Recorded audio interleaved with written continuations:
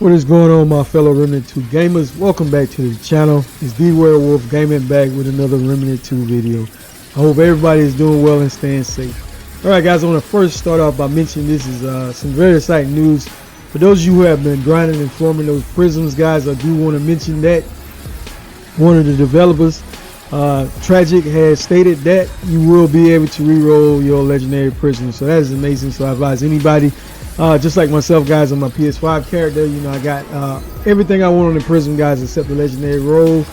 It wasn't what I wanted, so you will be able to re-roll those legendary prisms. That is amazing. Also, they're going to be boosting up the experience points as well, so that's another great thing, another reason to play boss rush, guys, because like I said before, I enjoyed it, but the reward at the end, especially if you didn't complete the whole thing, was not basically worth it in my opinion, guys. It wasn't adding up. I would have preferred that, you know, depending on your reward, your experience points was given to you based on the bosses you killed. That should have been evenly distributed and then give you the additional bonus whenever you complete the whole thing. And that way it would have felt more rewarding. But with that being said, I want to give a big thank you for everyone that continues to support me on this channel, especially those who always have something positive to say, guys. I really appreciate each and every one of you.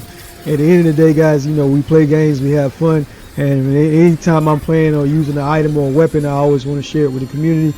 Now, I know lately, guys, I haven't been putting out a lot of different kind of builds. I've been really focused on the range builds because I do enjoy shooting games a lot, guys, and I'm glad that they brung the range builds back on par with all the other builds within this game.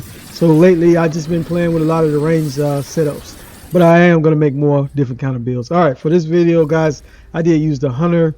It's the Prime, and guys, basically the Dead to Rights perk, dealing 55 base range or melee weak spot damage, extends the duration of any active Hunter skill. And if you want to extend that longer, just take a relic and it'll last a little bit longer. All right, I did use the Hunter's Focus, guys, mainly for that reduced weapon spread, recoil, and sway by 50%. Also grants 25% range and range weak spot damage. And while you're focused as well, it will apply a mark to those enemies, which will give you an increase in critical hit chance by 10%.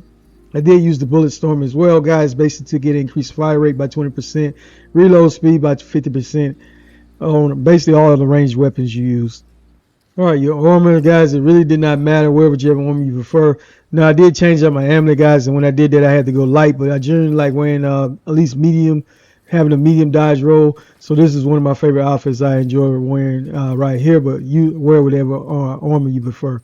Alright, for the relic, I did choose the Shielded Heart relic for extra protection. Only use it grants the shield for 100% max health. This lasts for 20 seconds unless it is removed by damage. Alright, the Corrupted Deceit is just amazing, guys. Basically, you're going to shoot out the spinning blade. It is going to hit the enemies. It will target them, guys, and whenever it does hit them, it will cause all of those shots to register as weak spots. Hits, basically, and I did use the Supercharger Mutator just to increase the charge time.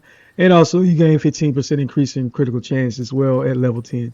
Your melee weapon did not matter on this build, and I did go back and forth on the Nebula, guys. And the Nebula basically, that way I can debuff the enemies, do a little bit more damage, and I also use the MP60 gun, basically, guys. And I did pair it with a Song of Ether just to slow those enemies down some, and I did put a little bit of fetid wounds on it to be able to apply a little bit of corrosive. All right, Ring of Flaw Beauty, guys. You do get increased range basically you get increased weak spot by 25%, but range damage is reduced by 15% when you don't hit those shots. All right, Anastasia's Inspiration is just great, guys. I love using haste. Whenever receiving any type of healing, guys, you will get haste. That haste increases the actions of everything you do, guys, from reloading your gun to even firing your gun. All right, did use Archer's Crest Ring. This increases projectile speed by 20% and decrease fire charge time by 25%.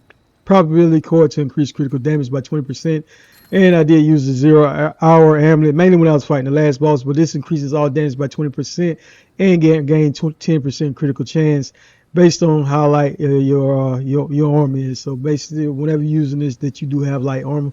But one of my favorite amulets that I was using, guys, that I just can't put down is the Zero Divide amulet. That amulet is amazing, guys. Alright, and with the Zero Divide amulet, you gain infinite ammo reserve and increased range damage by 15%. Alright, your traits, Long Shot comes automatically. I did have ammo reserve, comes automatically. Triage, Regrowth. You have a couple of points in Gifted, 2 points in Fortify, 2 points in Swiftness, 2 points in Affliction, 2 points in Flash Caster, 10 points in Vigor, 10 points in Spirit, 10 points in Expertise, 10 points in Chakra, 10 points in the insight. Guys, get your mods back a little bit faster. They have 2 points in endurance, 2 points in footwork, and 2 points in bark skin. But when it comes to these traits, always use whatever works best for you. I did use Dark Cider tonic to increase my health, stamina, and movement speed. All right, my relic, guys, well, my prism, I did have the sharpshooter, which increases range damage by 75%. On the fragments, I had weak spot damage, mod power generation, and fire charge time. And on the prism itself, it also had fire charge time as well with gunfire, the meta munitions, and the sniper. All right, guys. Thank you for your valuable time as always. If you'd like to build, give it a thumbs up. Really appreciate each and every one of you. Beware Wolf out.